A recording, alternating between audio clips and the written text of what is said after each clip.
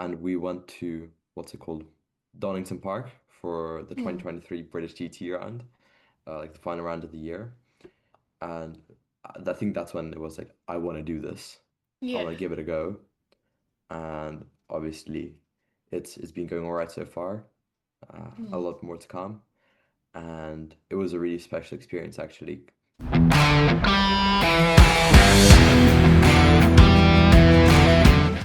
Hi, my name's Brill. Tamsin Clark, And I'm Summer McNeil. and this is the fifth episode of the Shifting Gears Podcast. So, Savva, could you start off by telling us a bit about yourself, who you are, and what you're racing? Yeah, so I'm Savva.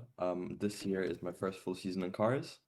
I'm racing full-time in the Fiesta Junior Championship, and last year I did one round of the Ginetta Junior Championship, that being the Ginetta Junior Win Series at Mm. Silverstone. And before that, I did a year and a half of karting at the national level. Yeah. Okay, so even though this is your first full year in cars, as you said, you've obviously done a lot of karting before that. So do you have any favourite racing memories that you want to tell us about?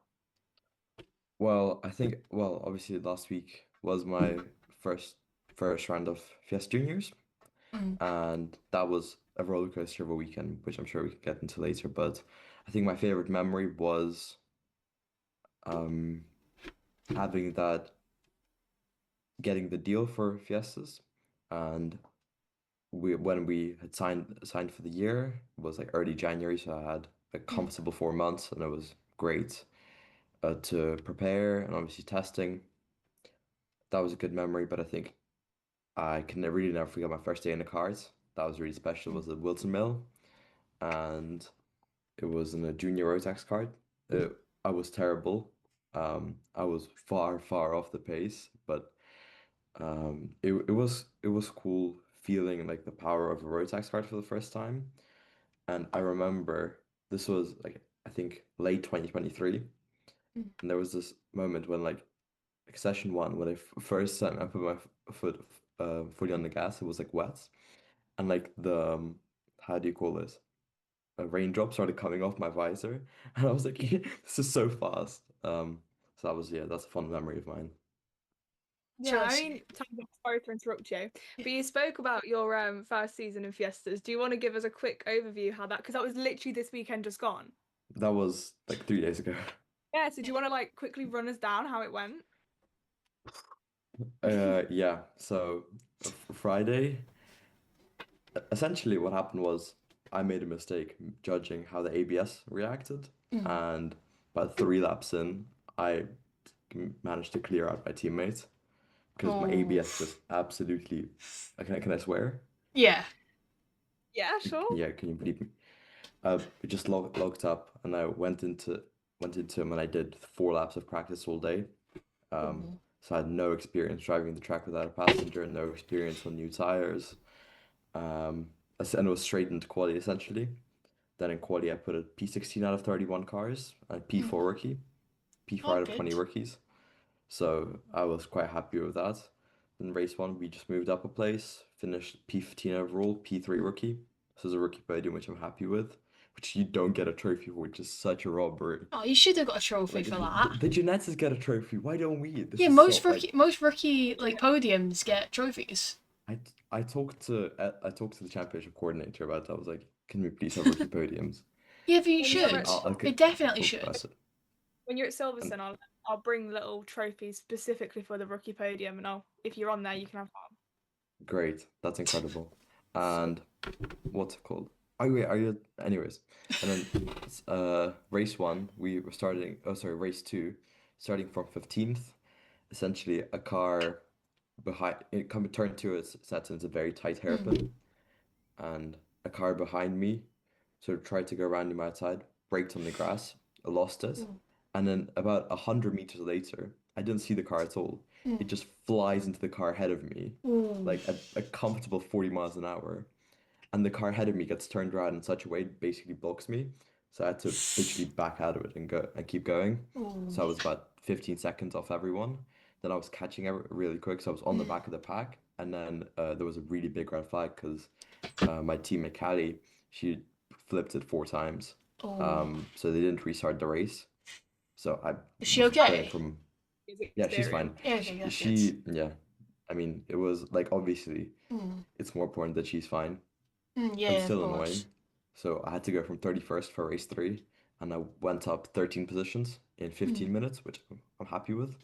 That's good. Finished 17th in the end, or 18th, and fifth or sixth rookie. So That's great. I mean, given the pace we had, it's really Mm. good. And at Silverstone in collective testing, we were top three, top five all day. So it'll be really good.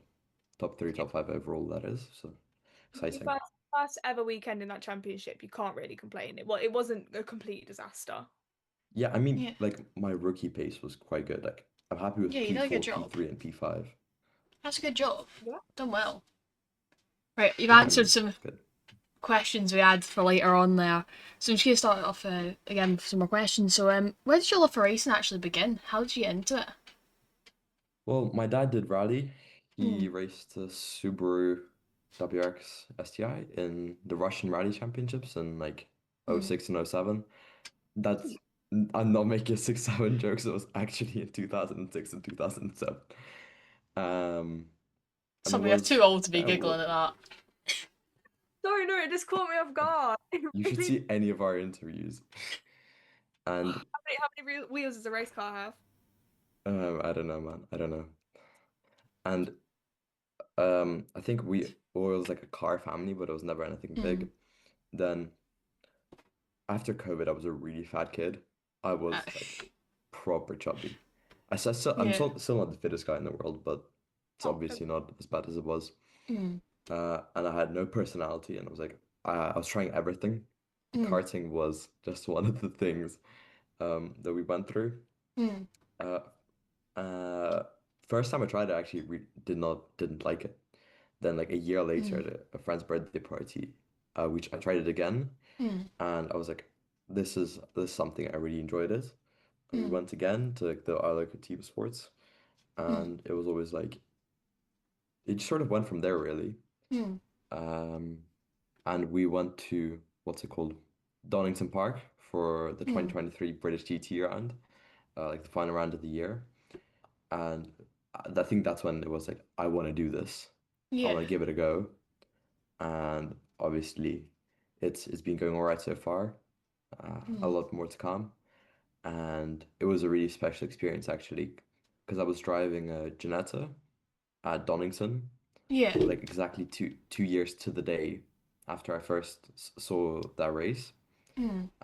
And the Jets were actually racing there, so it was super special going from watching Yeah. that car to driving it at the same track like in exactly 2 years. So Mm. I think that's where my love for racing began, really.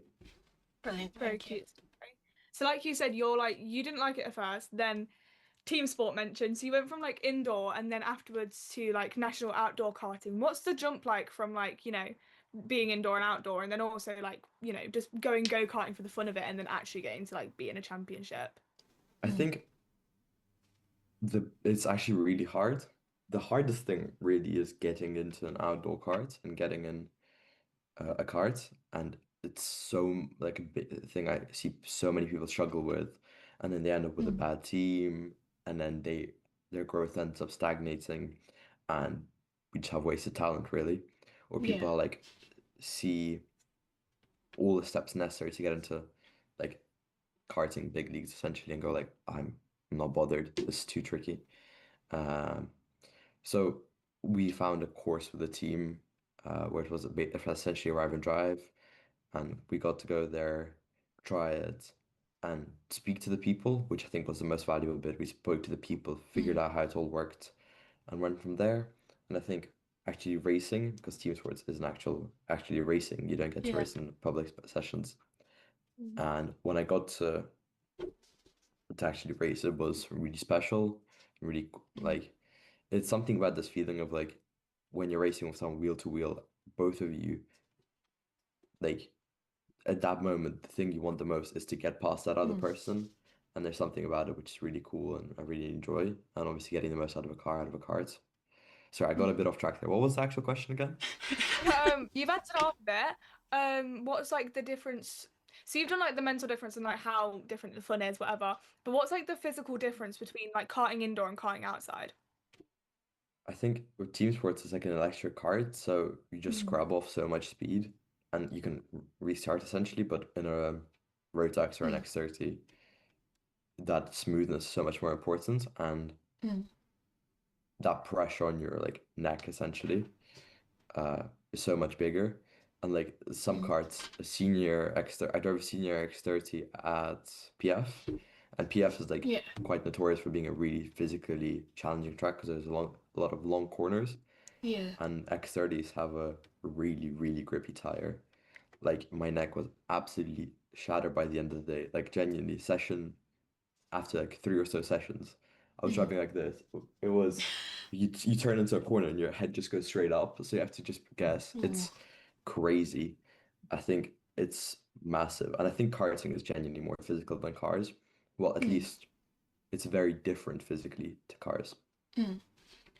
And Yeah, fair also, enough. and you mentioned that you done the Junetta Winter Series as well the other year. How did this prepare you for Fiesta Juniors this year?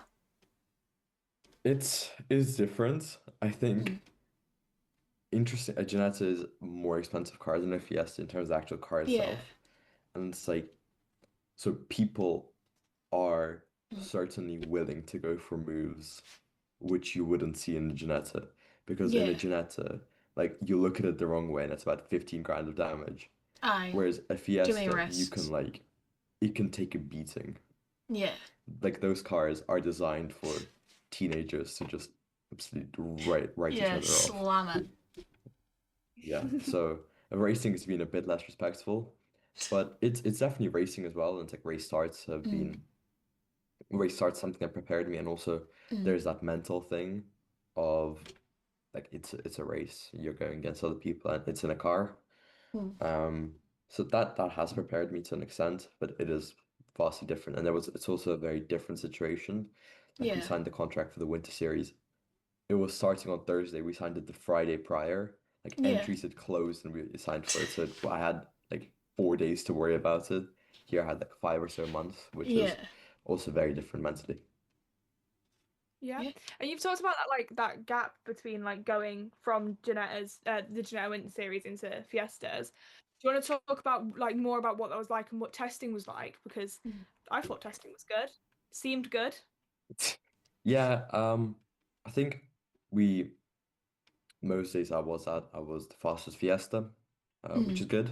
Uh, but also unfortunately you have to drive with the passenger on open track days. Yeah.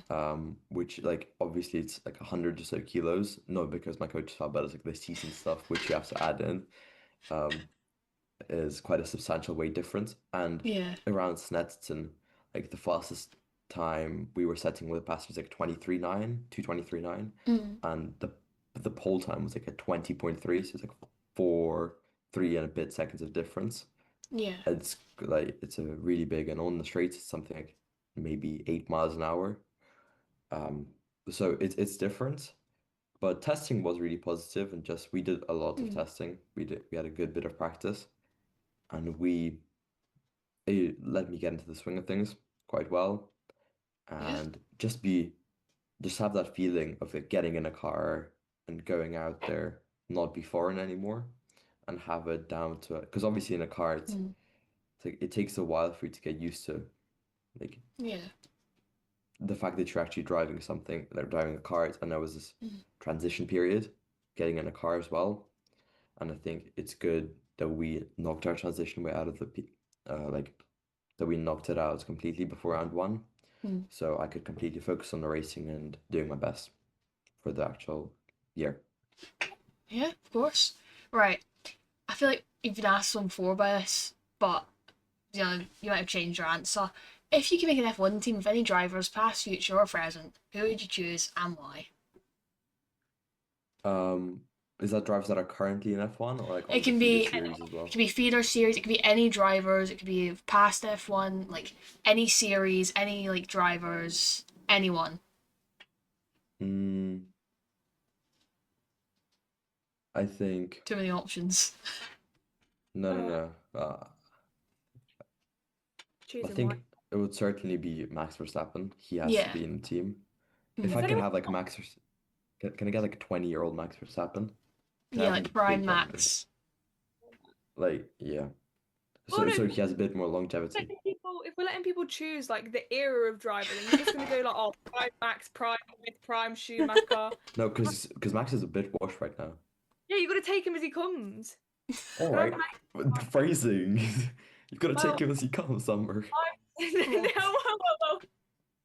Right, I'm putting this rule in. Has to be as the driver is. You're only as good as your last race. Yeah, that's the rule for this game. Well, I'm not taking a decapitated Senna, am I? You can't say that. Right, controversy aside. Right. So, right, 2 drivers and a reserve driver. Go on.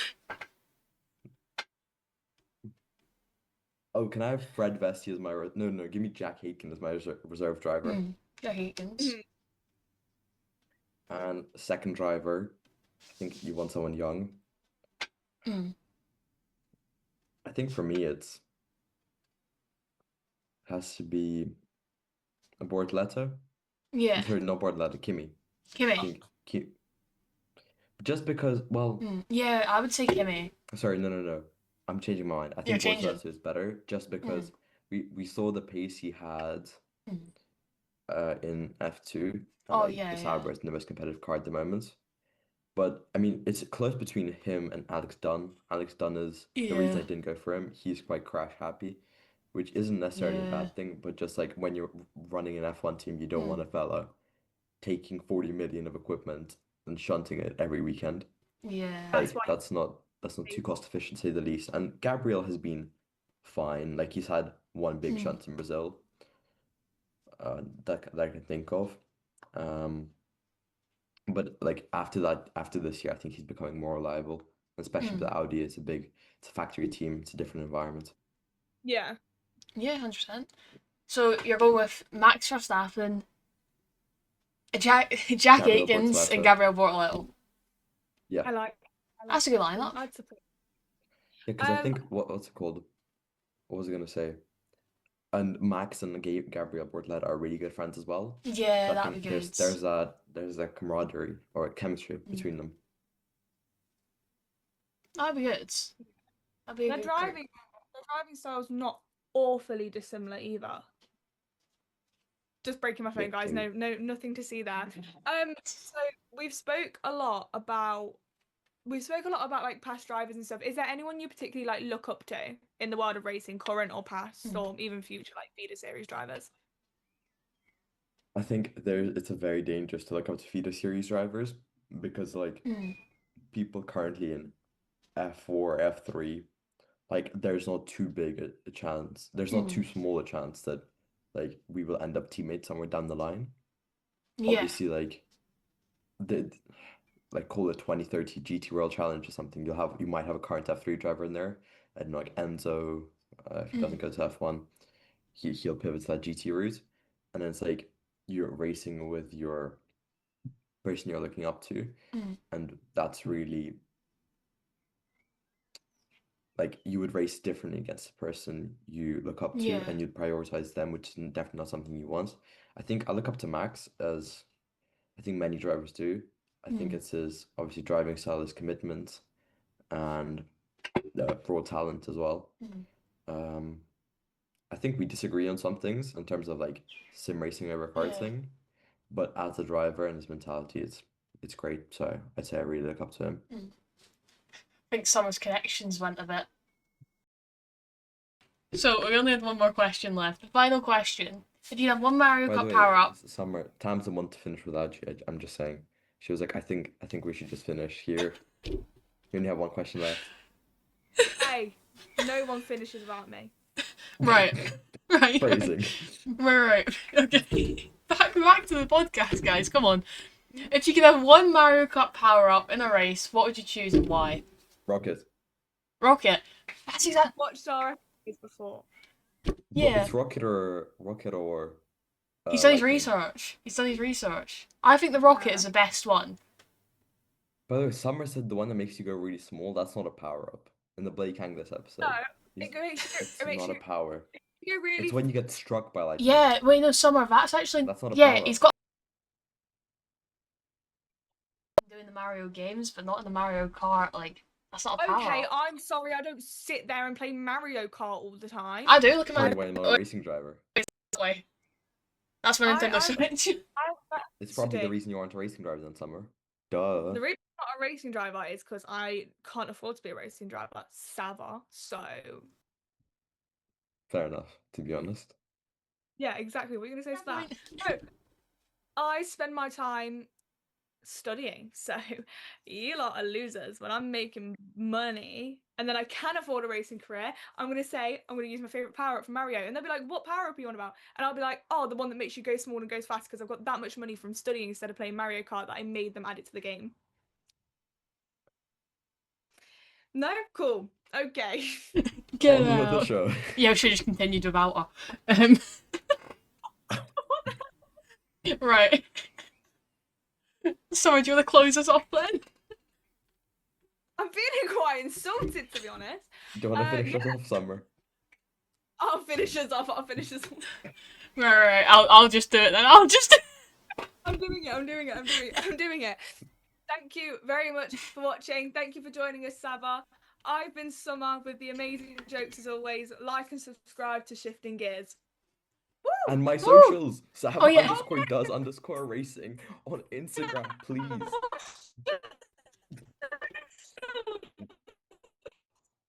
Oh my god, holy lag. The Summer, you cut out hard. Savva, say Right. I'll. your socials. Let Tamsin do it. Your audio is so shit. Would you mind dropping your social medias for everyone listening? Please follow me on Instagram and TikTok on Savva _does_racing. Yeah, I think I have a YouTube as well, but I don't really post on there. I just had some terrible vlogs from like last year, so let's not follow me on that. But Instagram, I need Instagram followers, pretty please. Thank you very much. Everyone go follow his And while Instagram. you're at it, get your mum's phone, follow me on your mum's phone, follow me on your dad's phone, cousin's phone, brother's phone. I'm bad for followers. You heard the guy here. He needs the Instagram followers. Yeah, guys, follow him. You put it the wrong way, mate. Got some good interviews on there. You're with He's there for Summer. me.